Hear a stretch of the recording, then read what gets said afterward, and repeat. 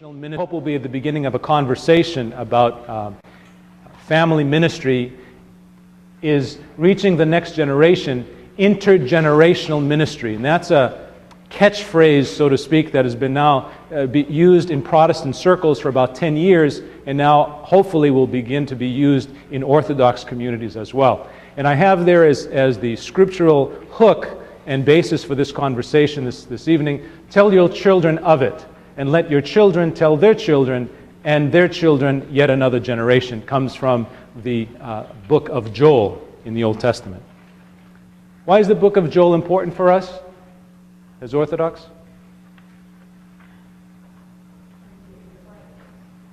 It's in the Bible. Sounds like a Sunday school class. No matter what question you ask, they always say God, right?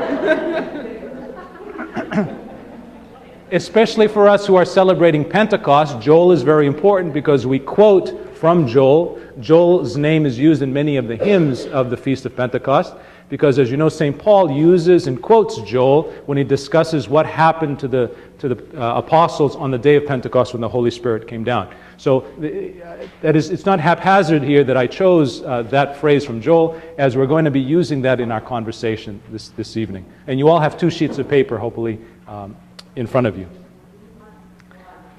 1, 2 sides, but you should also have stapled. You do not have? If you can make sure that everybody has one of these, I'd appreciate it. Here is a photograph. Here is a photograph of the family. We hope and pray that these are the kinds of families that we have in our parishes: a mother and a father, not 2 mothers, not 2 fathers, with children, happy, hopefully dedicated to Christ. You can see there that they're loving one another, healthy and not dysfunctional. However, there are other things that we see in our society. I got this off the web. Really, Howard, you're just like your father.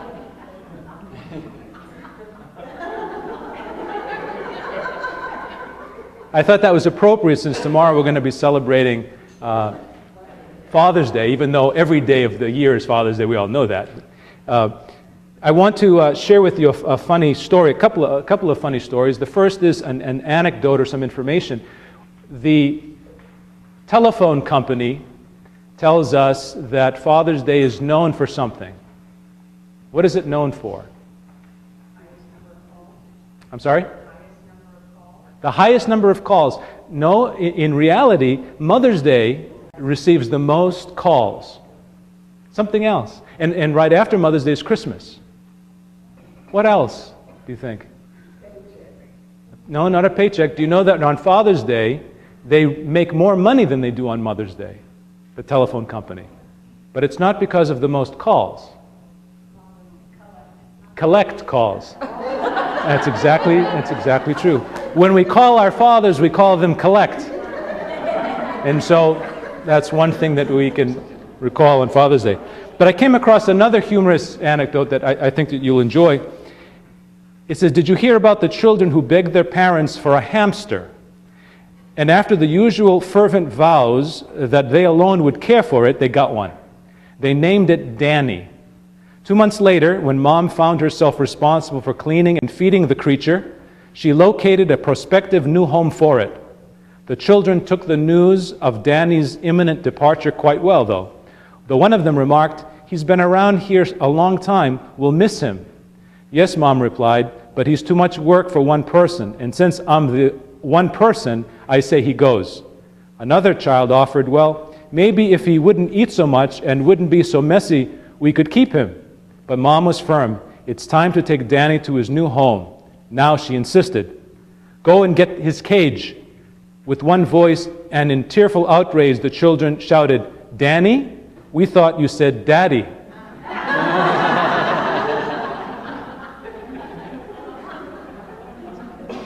I offer these kind of humorous anecdotes to you, but they're illustrative, aren't they? Somehow the father in the family has been chiseled off his position. And we spoke this morning with the clergyman how in the Old Testament the father's responsibility was an important one, because it was really on the father that the responsibility of teaching the faith and sharing the words of God and the commandments of God lay. But today, however, there's been a shift almost, and the ruler of the home is no longer the husband or the father. Who is it? And it's not the mother either. I knew you were going to say that. It's the children. Because if you notice in many of the stories on television, it's the children who are the smart and brilliant ones. And the mother and the father are the ones that are the nincompoops, and they don't really know what they're doing. Here's another one that you might enjoy. We're playing house. Zach and I are going to work, and Becca's running the daycare center. Again, our children learn more by what we do than what we say and what we teach them. This last one I thought is an interesting one. Church is cool. The best part was when the dude next to me gave me a plate full of money.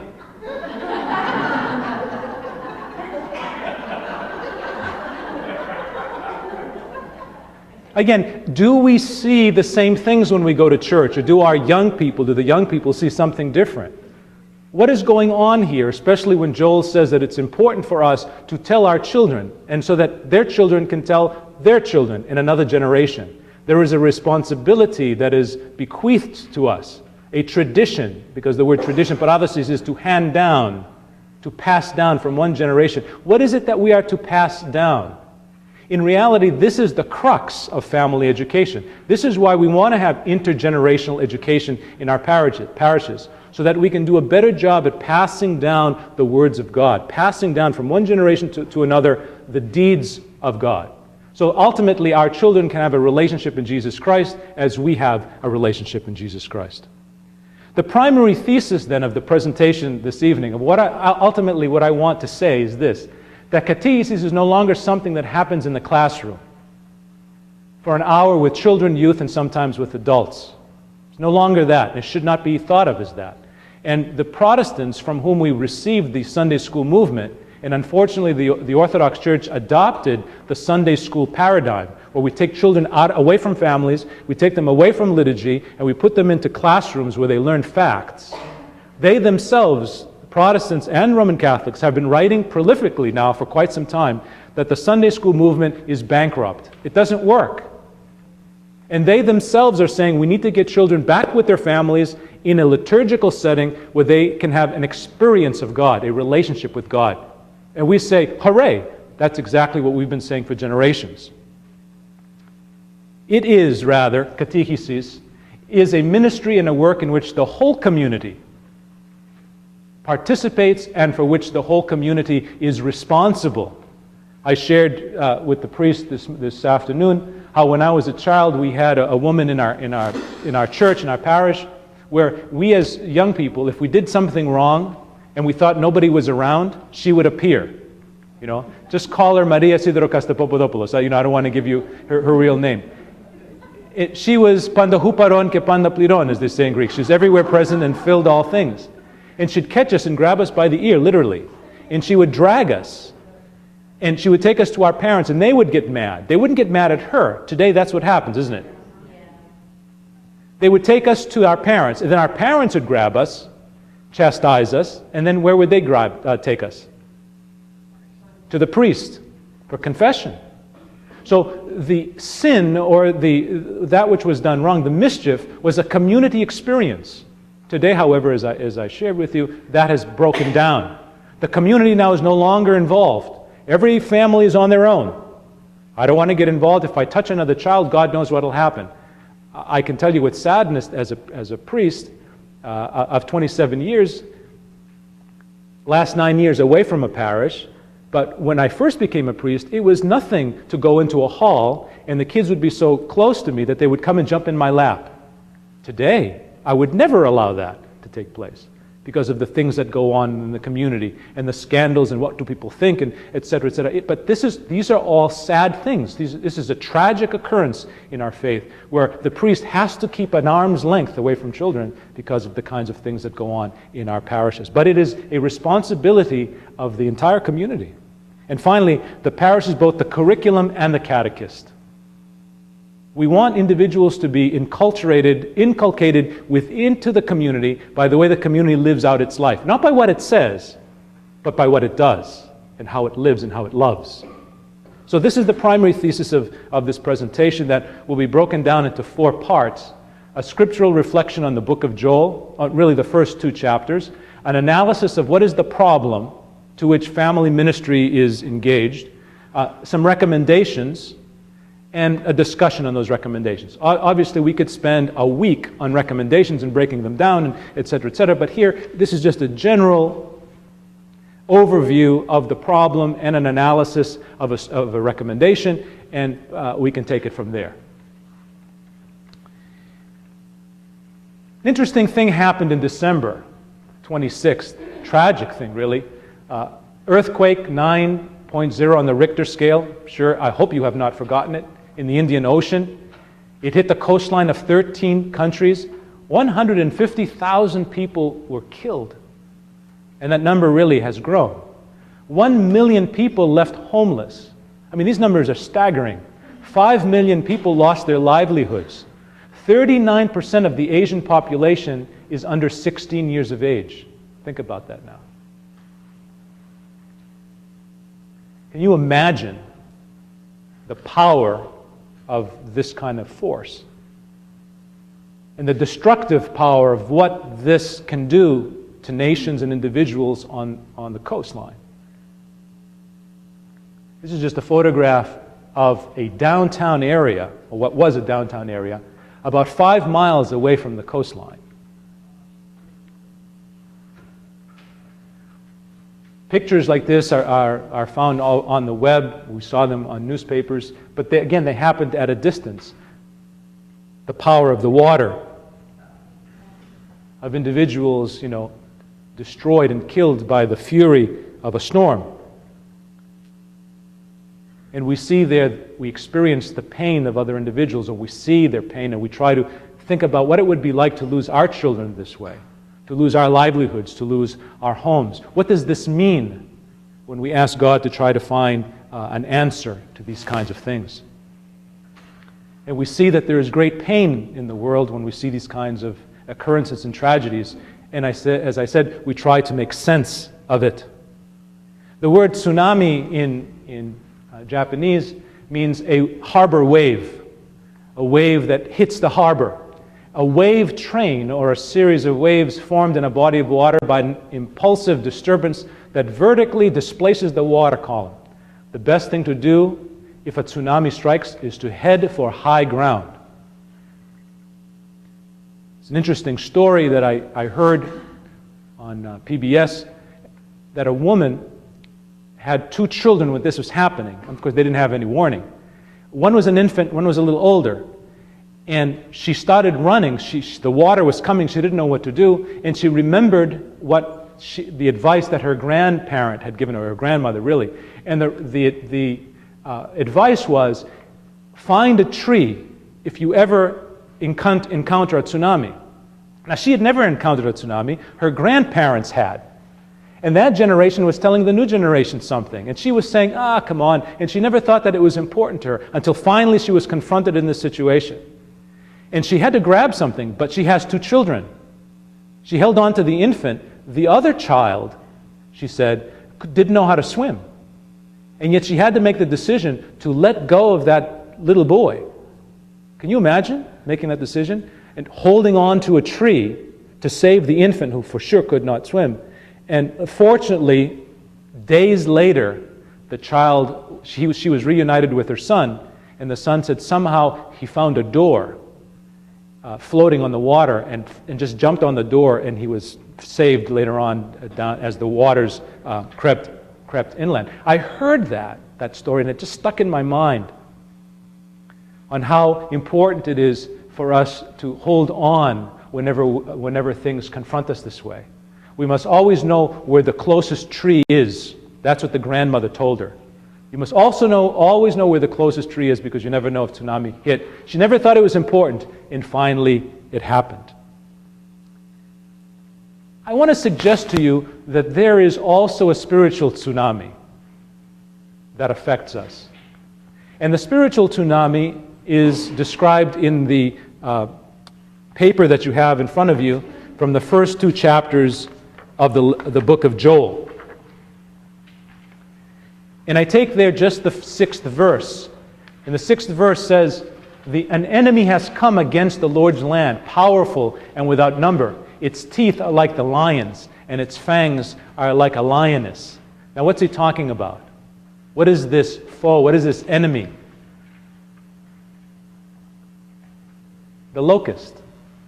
And according to the story, if you read the story, and according to many of the researchers and scholars, biblical scholars, they say that when locusts come, it's like a wave. And it just comes and it grows, and that wave comes over the area, and devastation is left, complete devastation. And what's interesting here is an explanation of how the locusts destroy the land. What the cutting locust has left, the swarming locusts have eaten. What the swarming locusts have left, the hopping locusts have eaten. And what the hopping locusts have left, the destroying locusts have eaten. Now what that means is that locusts come in swarms, they come in waves. The first wave takes everything that's on the top. And then the next wave comes and takes everything that's a little bit lower. And then the next wave comes, it takes a little bit lower, until finally the lowest, the destroying locusts, are not the ones that hop, they're the ones that finally swarm on the ground and they destroy everything. So what is being described here is total devastation of Israel, total devastation of the Jewish people in a certain area. A great tragedy that occurs. And Joel, the prophet, or one of the minor prophets, sees this tragedy, sees this great devastation of what took place in the land of Israel. And just like us, he tries to find a reason, he tries to find a way of understanding the tragedy. And he turns to God, and God reveals to him what the tragedy means, and he reveals to us a prophecy of what God can do if we ever experience this kind of a tragedy in our lives.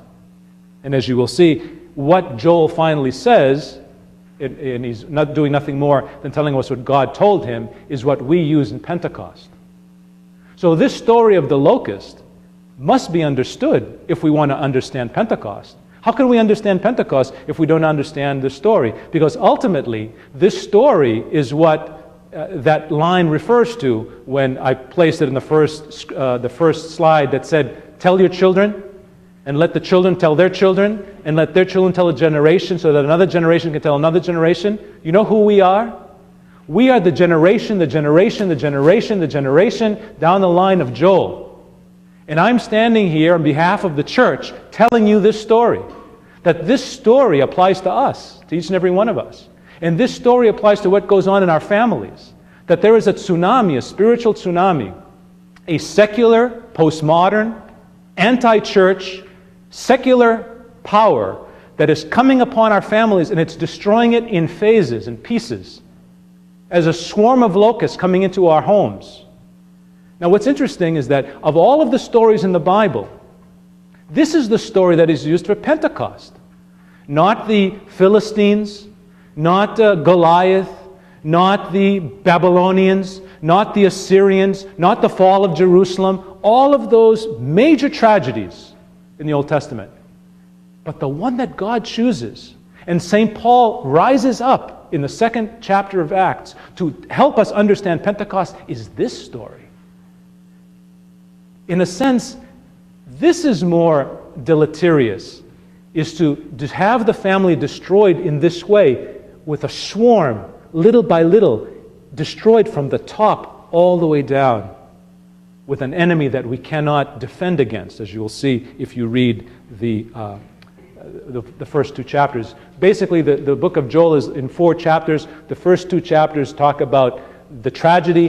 The next couple of chapters talk about God's salvation, how God is going to save us from the tragedy. The enemy has laid waste my vines. This is very powerful here. Notice my vines. It's God speaking.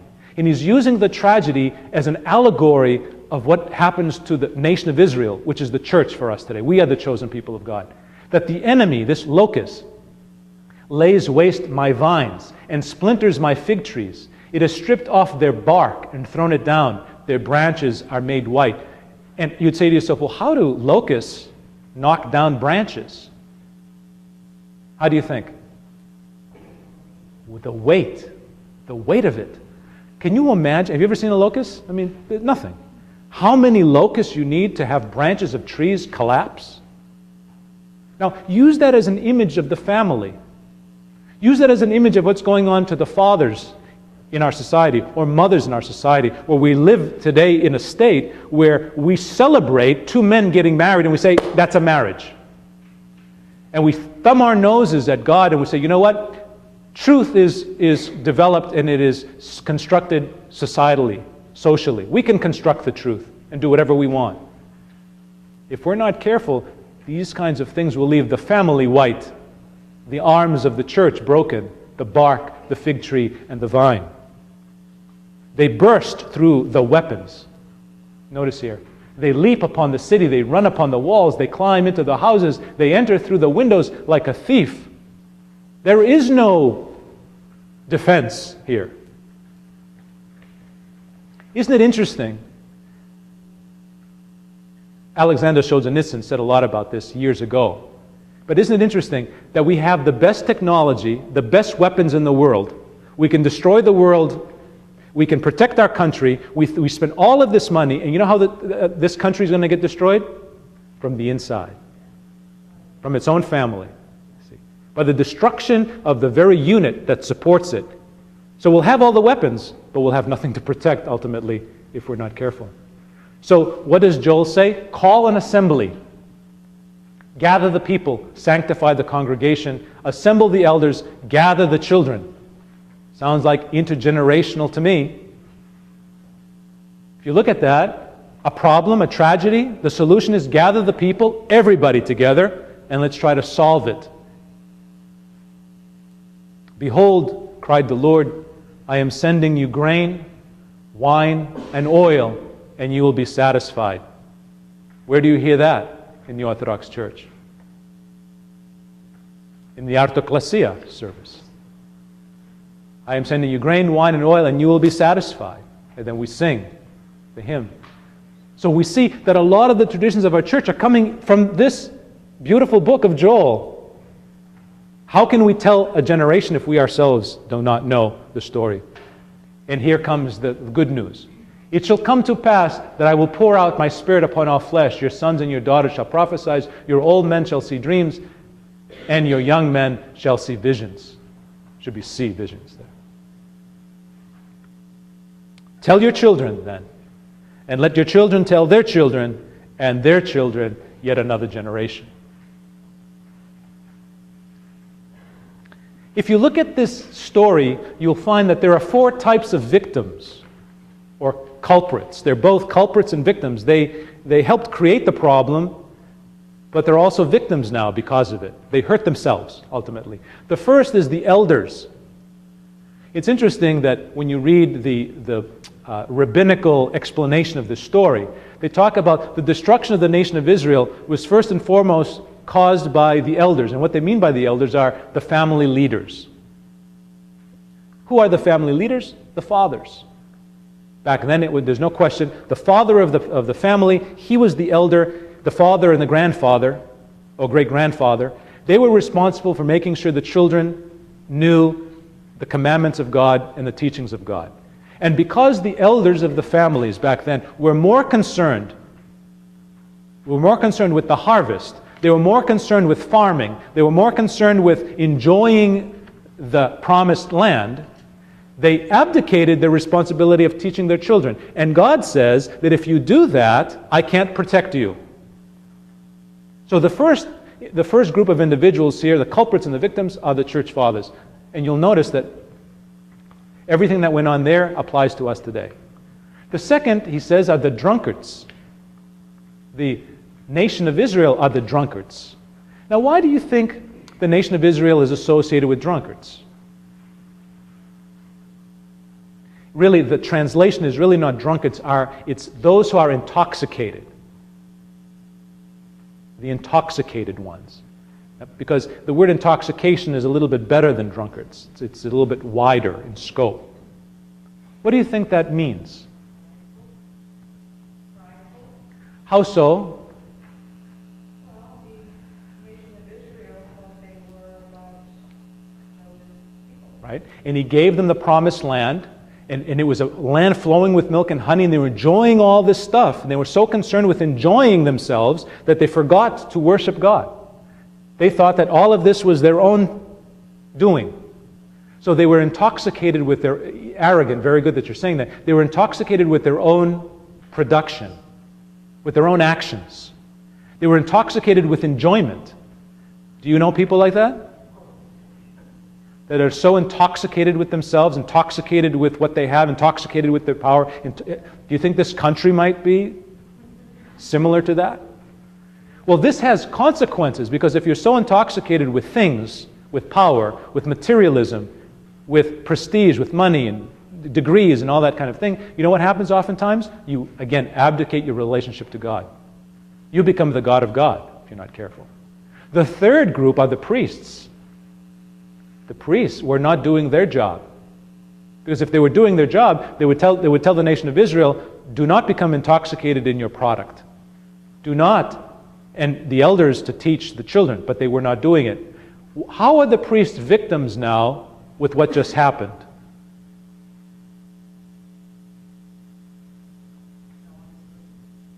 I'm sorry? Close. The priest taught, but he did something else. He taught and he offered what? The sacrifice. And what was the sacrifice? Well, it was not just lambs, it was the wheat also. So it was to give back to God that which was God's. They have nothing to give back to God because the locust came and took everything, destroyed everything. So now they can't even worship. Until finally the farmers, and according to rabbinical exegetes, the farmers represent the individuals. The actual individuals, the workers, you see, the actual workers. So from the top down, the entire nation of Israel suffers because they were culpable at the same time. They helped produce their own problem. They forgot God. As I'm talking about these things, I hope that you are applying that to your own family, to our own spiritual parishes, that we have to do a better job at protecting ourselves against the spiritual tsunami in which we turn away from God and we think that we're strong, that we have walls and we have weapons. What are the spiritual assets then? The spiritual assets of what the locust destroyed are first and foremost the vine. The vine is really Jesus. If we're not careful, the locusts of this world, the locust, and you know what I'm talking about, all the secular postmodern philosophies and teachings of what goes on in schools and in the media, they will destroy Jesus. And if you start destroying Jesus, the next thing is the tree, which is the church. We cannot put the church before Jesus. Jesus is number one here. Sometimes I wonder if we really know that. Well, we talk about the church, and we have a relationship in the church, but do we have a relationship with Jesus Christ? Our children are looking for relationships, experiential. They're not looking for theologies. We're not saved by theologies. Jesus did not come to give us a new theology. He came to make dead people alive. He didn't come to give us a new rule, a new set of rules. He came to make dead people alive. And that can only take place in relationship. And when you are in the company of individuals who have been resurrected by Jesus Christ, as opposed to those who just go to church because they go to church, there is a difference. You immediately feel it. So it is the relationship of Christ who is the vine. And Jesus says, I am the vine, you are the branches. If you pull away from the vine, you will die. The next is the tree, which is the church. The next is the branches and the people, the family. The bark, I would suggest to you, are the sacraments. And finally, the fruit is our work of love to one another. When these things break down in a community, everything falls apart. The community just is destroyed from the inside. When we make anyone other than Jesus as the vine, if we make our ethnicity, if we make language, if we make money, prestige, power, whatever it is, our nationalities, if we replace Jesus with anything else, we become idolatrous, and the locust will find its way into the home, into the church, into the people, it'll destroy the sacraments, and the fruit ultimately will be self-serving. And we will be dead, desolate, white. Return to me, God says. Return to me then with your hearts, with fasting and with weeping and with mourning. Rend your heart and not your garments. Return to the Lord your God. So there is good news here, that there is a way of change. There is a way of redemption. What are the steps that we see in this story? The steps of intergenerational catechesis, I think, can be found in the story of Joel. It's there. It tells us what to do. Because we see that the whole congregation gathering, the entire community gathering, because God wants it so. And He has steps outlined for it. The first is to mourn, it says. Bring the people together, the assembly, and mourn. I would suggest to you that mourning, not mourning in the morning, but morning, is analysis. To mourn, to repent, is to reflect, is to analyze, is to try to discern what's going on here. It is to find a diagnosis of our problem. Mourning is not just to feel bad for the sake of feeling bad.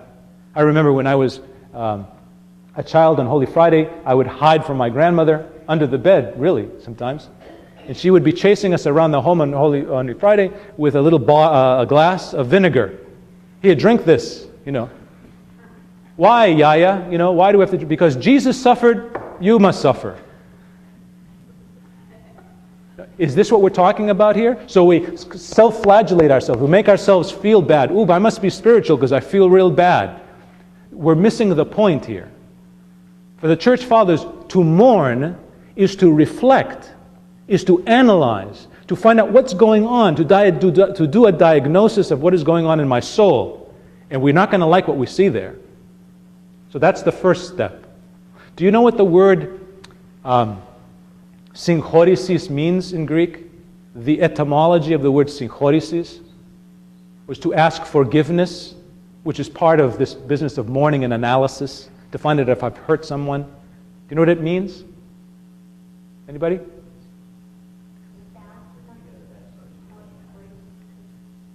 Yeah, you can't make it's not an etymological kind of understanding. Synchorisis means to share the same space. You like that? I love it as a teacher when I hear someone go, it's the aha experience,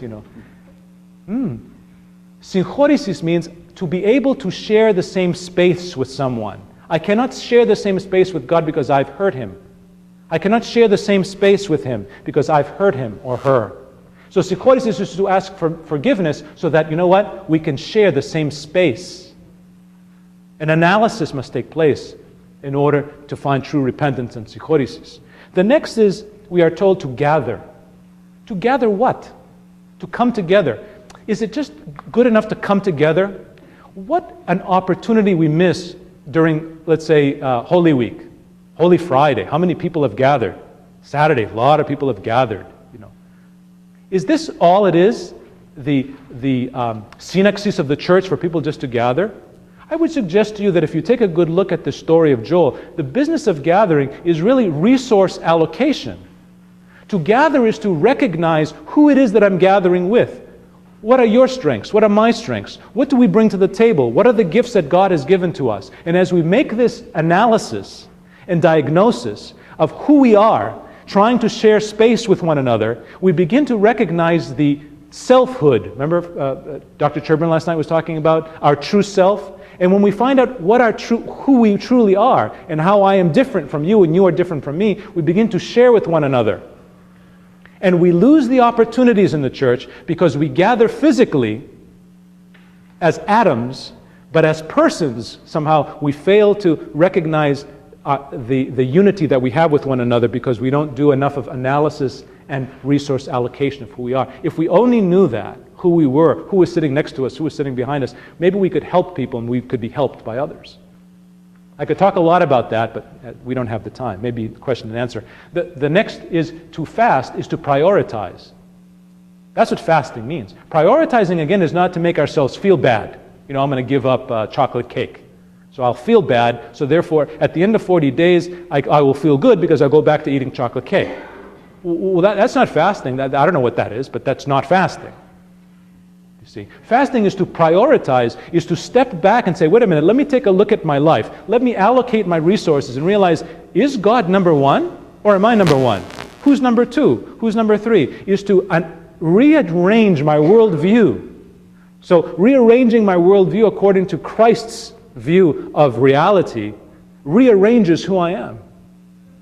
And I would suggest to you that that needs to take place in family ministry, in the churches. We need to do some analysis, we need to do some resource allocation, we need to do some prioritizing of what is important and what is not important. And by God, we've got to finally tell parents and bring to their understanding that telling the child that, you know what, going to soccer on Sunday is more important, is wrong. And caring more about doing well on that math test on Monday is more important than going on the retreat is not important. That there are things in life that are more important than success, more important than relationships, and that ultimately is our relationship with God. We must prioritize correctly. The next step is to pray. And this business of praying is to ask for guidance. To learn as a community, when we're doing intergenerational ministry, that we need to turn to God for guidance, not our own prowess. We're not going to find the solutions, believe it or not, in pop psychology.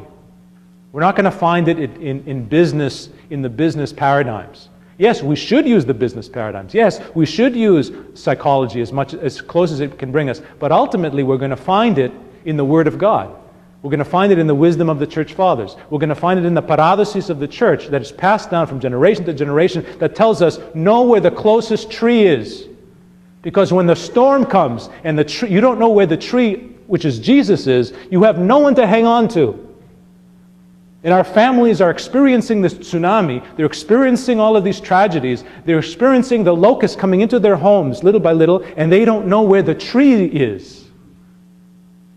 And it's important for us to show them where it is and to engage. Now, all of these 6 are found in that chapter. To engage is to be in a synergetic relationship with God, to work with Him, to co-create with God. Not to let go, let God. You know, kuna ketaheria suligo, as they say in Greek, you know. Pray, but at the same time, make sure you swim. Do your part. Even though our part is 10% and Jesus' part is 90%. There is still a responsibility here for us to work with God, to engage Him, not to sit back and let others do it, you see. And then finally, which I think is the most important, believe it or not, which triggers all of the rest. What is the trigger of this whole paradigm? I call it anaphora, anaphero in Greek, to recall, to remember, memory, tradition. It's not a bad thing, tradition, if you understand it as recalling the deeds and the words of God. What God has done for us, we must recall. Who He is and what He said, we must recall that. And when we recall the deeds of Jesus in the past, they trigger a paradigm and a process by which we begin to see Him present in the present, and we see Him working in the future as well. Now you can see how important it is to have the elderly, the past generations, do what for us? Number 6, recall. Maybe I'm older than some of you in here. I always was waiting to be able to say that one day, you know, to say I must be older than many of you here. Well, when I was young, we would sit at the table after liturgy for dinner, for lunch, and it would go on for hours. And we were not allowed to leave. We had to sit there. The adults were there, we had to be there. We're sitting at the dinner table after liturgy, and we're sitting there and eating, and children back then, what? Seen and not heard. We were just supposed to listen. And we were forced to be there. Now, whether my parents realized it or not, what happened when that takes place? What happens? What is the possibility when children are sitting and listening as generations are talking? Learning. because we are listening and we are hearing the stories of the past. And even though we're saying to ourselves, they're talking about a tree and grabbing onto a tree and tsunamis, but when it happens to us, these are the stories, these are the traditions, these are the truths that save us ultimately. It's very important to create an atmosphere for this to take place, and this is what I want to talk to you about. Let's look at the analysis of the problem then. The family unit, 1954 children, today 1.89. Now I don't know how they come up with that, 1.89, I mean, would he cut a kid up, In 1950, 13% were single families, today 29%. In 1950, 50% of the grandparents lived with the family, today 2%. Now, if you take the previous generation away from the current generation, what part of that process is truncated? Recall, anamnesis. And if we, as a church, gather together liturgically, and we call it the synaxis, we gather together in order to remember, that's why we have the hymns and the gospels and all that, to remember what happens when you break one generation against the other, is that you break away the church. Tradition of the church becomes broken. And I can't tell you how many conversations I've had with metropolitans, especially Metropolitan Methodius, because he lives in this area, and we talked about it. He says, you know what, the church today is not the church I grew up in. It has really changed. And I really believe the cause of that is this: the breakdown of the grandparent generation away from the home. We don't have our kids don't see the yaya with the thimiato. They don't see our grandparents making basilico, growing basilico. They don't see the grandparents making mayerica, which is a wonderful soup, but you don't want to know what's in it, right? Just eat it, just don't ask any questions. Divorce. 50% of all our marriages end in divorce. Mobility. 25% of all families in this country move every year. 1 out of every 4. What are the results of this? Every 26 seconds, a child runs away from home. Let that sink in for a minute. Think about that. A child runs away from home every 26 seconds. Now, what do you think the consequences of that are? The ripple effect on our country. Every 47 seconds, a child is either abused or neglected. Every 7 minutes, a child is arrested for a drug offense. Every 36 minutes, a child is either hurt or killed by a gun. 66% of teens spend less than 30 minutes a week talking to their parents. Wow. Where's recall? 48% of teen girls and 52% of teen boys abuse alcohol. 1 out of every 4 beers consumed today is by a teen. 70% of all college students engage in premarital sex. And what are we concerned about in many of our parishes? Whose baklava recipe we're going to be using at the next Greek festival? See? The locusts have entered into the home, and we're interested in the wrong things. Every 24 hours, 3,000 children see their parents divorce. Every 24 hours, 1,600 children are placed in jail. 3,200 children run away from home. 1,500 children drop out of school. Almost 8,000 children become sexually active every 24 hours in this country. And then we wonder why we should have family ministry? And don't think that, we're Greek Orthodox. That doesn't apply to us. Please don't put your head in the sand that way. The same statistics that apply to other children in this country apply to Greek Orthodox as well. Let's look at the institutional issues here. Work. Mother and father away from home.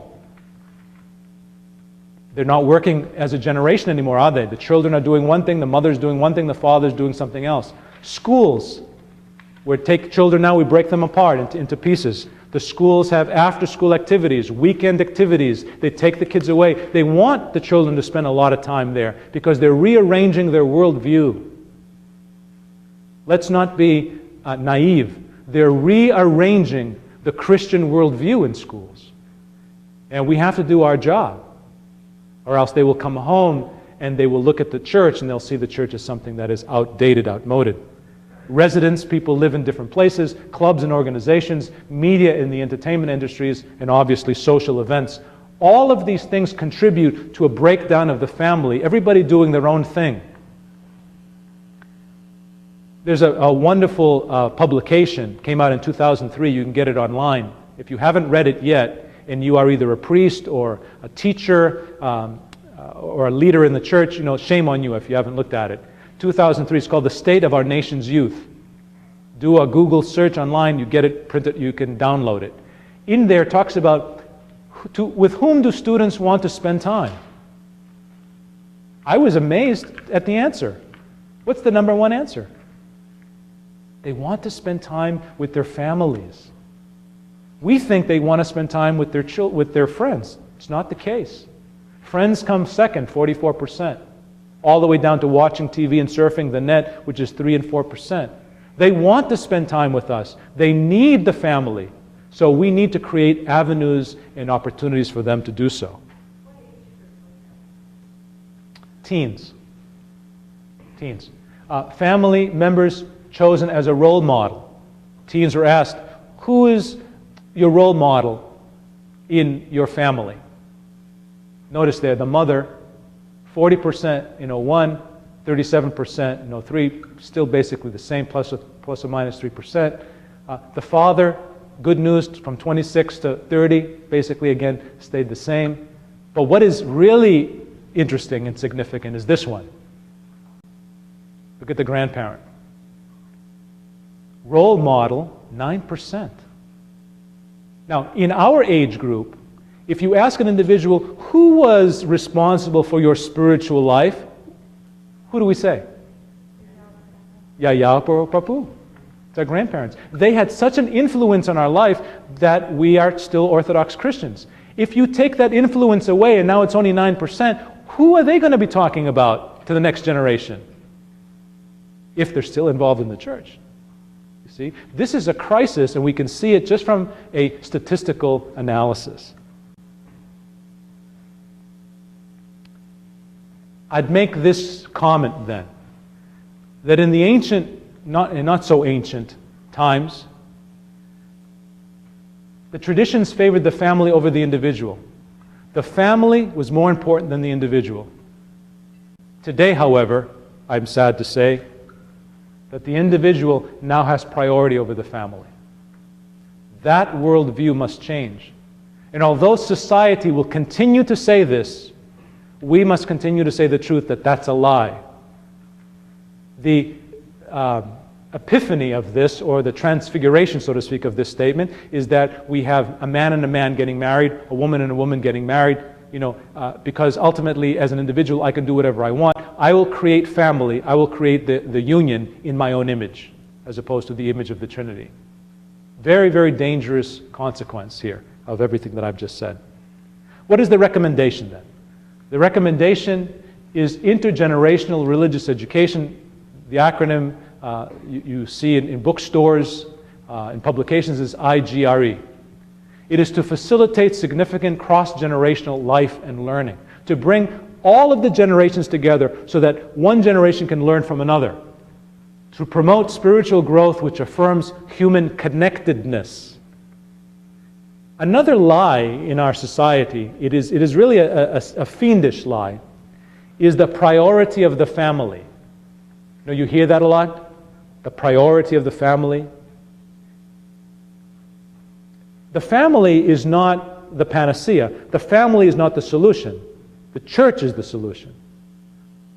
See, the church does not need the family. It is the family that needs the church. We are, as St. Paul says, we are together as an oikonia, a household of God, a one family in Christ. And what's important here is not our individual families with individual needs and priorities. What's important is that the family that gathers around the synaxis of the liturgy, in which we have one Father who is Jesus Christ. So we must see each other as brothers and sisters in Christ, as one family gathered around the liturgical cup. As opposed to what the world says is that you have your own family, your own priority, do whatever you want in the privacy of your own home. That is again deleterious to the ecclesiology of the church. The church, then, is the place. 60% of American population is formally affiliated with religious institutions. That's the good news. 60% are affiliated with institutions. The church is the only agency where all members of the family are its clientele. Can you think of any other agency, institution, in which the clientele is the whole family? You really can't. The only thing that comes close is sporting events. But even that doesn't apply totally. It's the church. Reaches persons throughout the entire life cycle, from birth to death. Church is there. Draws all family members on a regular basis. Is inclusive, everyone, and voluntary. We don't force anybody. Trinitarian basis for relationships. We gather together in the image of the Trinity. The way the Trinity gathers, we gather. We recognize our nature, that we share a nature, but at the same time we also acknowledge that we are persons. We have individual selves. And the only location is the Eucharistic gathering, in which this family of connectedness takes place. It is the only agency able to heal spiritually and physically dislocation and separation. The church is the only place that does all of these things. And we must use these strengths of the church in order to take care of the tsunami of spiritual invasion. How would I define intergenerational ministry? First, inter. 2 or more generations, different age groups or people. You have to have at least 2 or more for intergenerational ministry to take place. Religious, in a religious community, together, learning, growing in the faith. If you can have that, if you can fill this equation in your parish, then you have intergenerational ministry. Unfortunately, and I just want to raise a small flag of alarm, that if we move into just family ministry at the expense of intergenerational family ministry, we would have lost, I think, a very critical opportunity. We need to do more than just bring families together or minister to the family. We need to bring families together so they understand their interconnectedness. And you can only do that when you have an intergenerational program. Conceptual information for this, interconnectivity, as I mentioned, community, not the individual. It is life-centered, transformational, not informational. The issue here is not to give our children more information. The issue is to give them into relationships. It is lifelong and not packaged and concentrated edification, equipping for service. And that's very important, the last piece, is that we are trying to equip children and families so that we can minister to the world. What good is it if we consider ourselves to be a family, and then as soon as someone comes to the church, we don't minister to them because he's not, δεν είναι δική μας. They're not, είναι ξένοι, they're strangers, they're not part of who we are. We are, I think, abdicating our responsibility as Christians. What are the models then? Let me go through this quickly.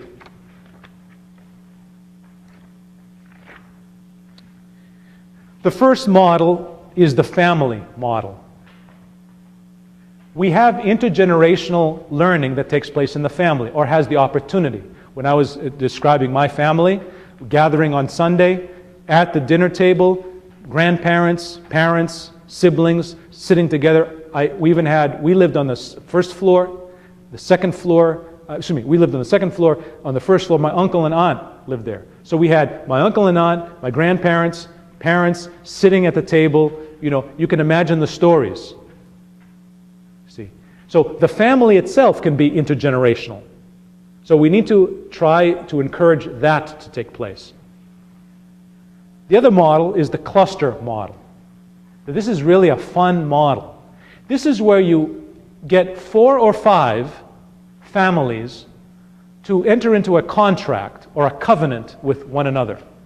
And they say that we're going to meet 4 times in the year.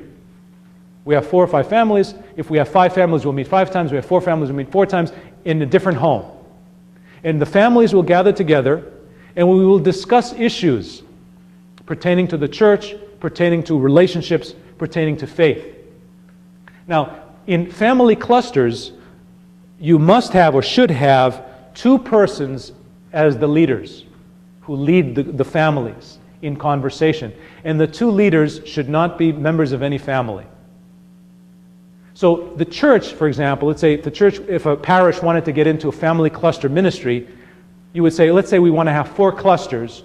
You would have to train, how many people? 8 people. You train 8 people. So let's say every month you bring these 8 people together and you train them on we're going to be discussing prayer in the homes. What is prayer in the homes? How is it done? What does it mean? So they're trained. And then 4 or 5 times a year, they're going to gather with their respective 4 or 5 families, and they're going to help those families talk about, express stories of anamnesis, of what prayer is in their experience, how prayer has affected their lives. And before you know it, you have families talking to one another. But these families must be, again, must be expressive of grandparents, parents, siblings, and if you can bring in uncles and aunts and others, then it becomes very, very productive. We call this in education dirty learning. Dirty learning, because we don't know what's going to happen. It's almost as though you just, kind of concocting something, and you're not sure what's going to happen, but something's going to happen, but you're really not sure. We call it dirty learning, but it is very, very productive and is being used in many parishes, not Orthodox parishes that I'm aware of, yet anyway. It is being done, and it's very productive according to the analysis of those who are doing it. The pilgrim church is where you get 4 or 5 or 6 or 7 families, and they gather during liturgical cycles, hence the issue of the pilgrim church. And they gather together not to discuss general issues of relationships or what is prayer, things like that, in the family. They come together and say, we want to journey through Pascha, Great Lent. We want to journey from the beginning of Lent to Christmas. We want to journey through the Pentecost period. Follow me? And you bring leaders of the church together with these families, and they help the families share stories of what it's like in their own homes to journey through these periods of time. What does it mean? How do we do it? What are the consequences of this? And before you know it, a lot of sharing takes place and a lot of learning takes place. This is better than putting children in classes. The old paradigm is, you're going to talk about Lent, the adults go in this room, the kids go in this room, the other children go in this room, and the grandparents, what are they doing? Kotsuboyo, they're making the coffee, Now, wouldn't it be nice if you put everybody together to discuss these issues? So therefore, when you get into the home, the fathers hear that the other father did something and they do it. The children see their father talking about prayer, about confession, about... you follow what's happening here? Very, very important and very, very productive. Weekly classes are where families gather together on a weekly basis, topical. They're going to come together on a weekly basis to study the book of Joel. They're going to study the book of Acts. They're going to study the letter to the Ephesians, or a book, you see. The workshop event is the once or twice a year event. You bring all the families of the church together for a workshop about families. You have a lecture, you see a film, you take 4 or 5 families, you put them in different rooms, they discuss it, they come back together, so it's more of a larger family event here. These are a little bit easier to do. Oops. The one that I would really like to see the Orthodox Church do, I think it's low-hanging fruit. The Archbishop likes to use that phraseology. He says, yes, Father Frank, these things that you talk about, they're way up there. He says, what can we grab low hanging on the tree where we don't need ladders, so we can just grab it? What can we do? Well, this is a low-hanging fruit. We should be able to quickly put together a camp and say that for 4 days or for 3 days, we're going to bring families together for a family camping experience, a family camping retreat, where the children see the mothers and the fathers going to confession too, not just the kids. The sacraments, learning, painting icons, or whatever we want to do. I think it would be very, very productive. What are the principles, quickly? Dynamic, not static view of Orthodox faith. We learn through life. We deepen our understanding and practice of orthodoxy through life. We live and grow in community. Healthy communities nurture meaningful relationships across generations. Parishes are learning communities. This will be online, by the way, this PowerPoint. Don't worry about writing all this out if you want it. Intergenerational model provides a setting for each generation to share and learn from the other. Each generation shares and develops faith, stories, wisdom experiences, and knowledge. So you see what we're beginning to see in this kind of a model is that education touches the three domains of learning: the affective, the cognitive, and the psychomotor, which is very, very important. Let me just throw this up there. Do a Google search or go to a good library and look up the FIRE model. A Roman Catholic woman, I can't think of her name right now, established this model. It's called Family Intergenerational Religious Education. And these are some of the principles of this kind of a model. I think that we could take this Roman Catholic model and very quickly adapt it for the Orthodox Church. She's written prolifically about this, and a lot of what I'm telling you is nothing more than taking that model and just stretching it, and now I'm just giving you the principles. Excuse me. Notice here the last one. To help people recognize the presence of God in their everyday lives and to internalize the concepts of faith and ministry. That's really the bottom line here, is that God becomes alive for us here and now. The process, again, we've been talking about this, I've been alluding to it all along, shifting our focus away from children to generations, shifting from a start and stop catechesis, beginning at kindergarten and ends at graduation. I can't stand that, as if all of a sudden now the teenager knows everything, we don't have to do anything more. You know the funny story of the two Greek men in the hall. They're arguing what the priest said. One Greek man is saying, "Oh, I don't like what the priest said." And the other man is saying, "No, I think the priest has echidikio. He's correct in what he's saying. Because the priest said that, you adults, you don't know the faith." And he says, "Yeah, we don't know the faith." And the other one saying, "No, of course we know the faith. I'm a Greek Orthodox man."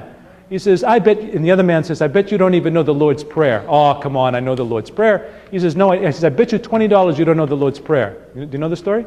So he says, "Okay." So he puts $20 on the table. By now there's a lot of people gathered around. Two Greek men, $20 on the table. And he says, "Go ahead, tell me the Lord's Prayer." He says, "Now I lay myself to sleep, for the Lord my soul to keep." And the other Greek man says, "I didn't think you knew it."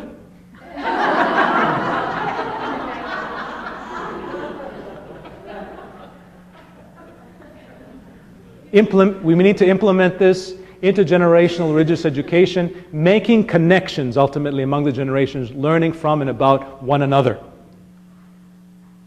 Shifting our focus away from the textbook to one that is centered around events of the church, around transforming individuals' lives.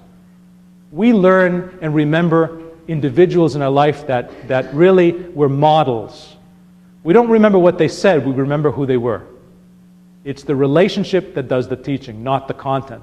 And I always just get so nervous when I do workshops for teachers and parishes and they tell me, "But Father, give me the curriculum." What curriculum? I tell them, live out your life. You need a book to teach the faith, then you shouldn't be a teacher, ultimately. And I'm pulling here the thread tightly. Of course you need a book. Ultimately, then, this is what's happening. A shift needs to take place. We started with youth education. That didn't work. We've moved to adult education. Somehow that's still not working. Now we're moving into family and home education. Many individuals are doing homeschooling. What really is necessary is to bring all of these four circles together into intergenerational ministry, where ultimately you have the youth, the adults, the family, talking together, interacting with one another. It is more dirty, it is more difficult, but the results, I think, are really stupendous if we do the job properly. If you can imagine the waves coming and destroying people, how quickly, no matter how fast you run, the water will catch up with you.